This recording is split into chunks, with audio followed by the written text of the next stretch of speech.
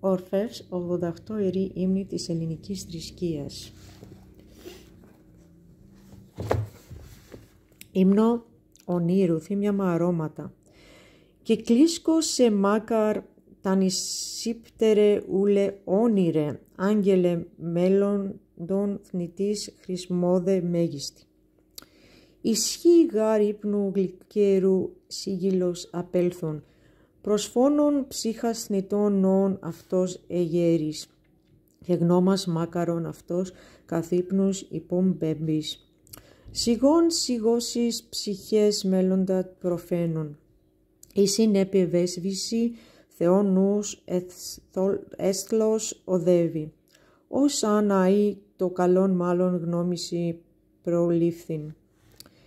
Τερπόλες υπάγει βίου ανθρώπων προχάρεντον, των δε κακών ανάπαυλων όπως Θεός αυτός ενίσυπτη.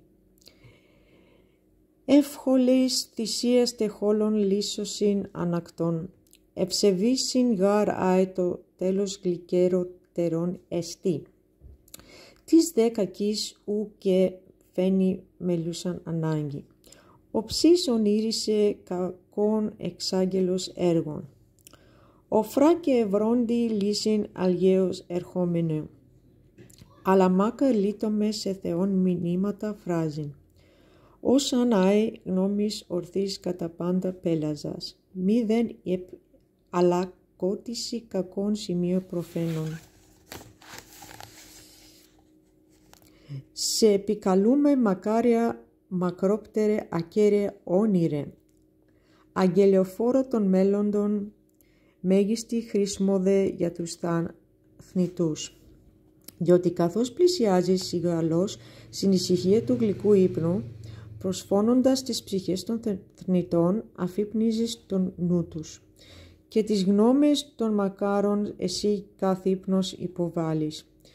Σιγώντας τις σιγώσεις ψυχές τα μέλλοντα προφανερώνεις.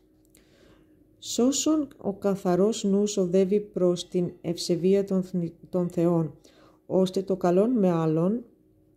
το καλό μάλλον που προγνώστηκε με τις θεές γνώμες, να κατευθυνθεί το βίο των ανθρώπων που προέρχονται με τις απολαύσεις και να οδηγήσει στην πάυση των κακών όπως ο ίδιος ο Θεός ορίσει.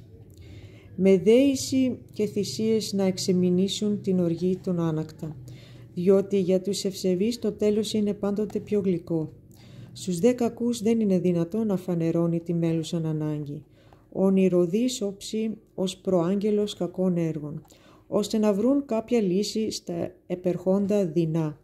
Αλλά μάκερες εκετεύω των Θεών τα μηνύματα να φανερώνεις και πάντοτε να πλησιάζεις με γνώμες ορθές ως προς τα πάντα, ώστε να μην χρειαστεί να φανερώνεις κανέναν από τα αλάκωτα σημεία των κακών,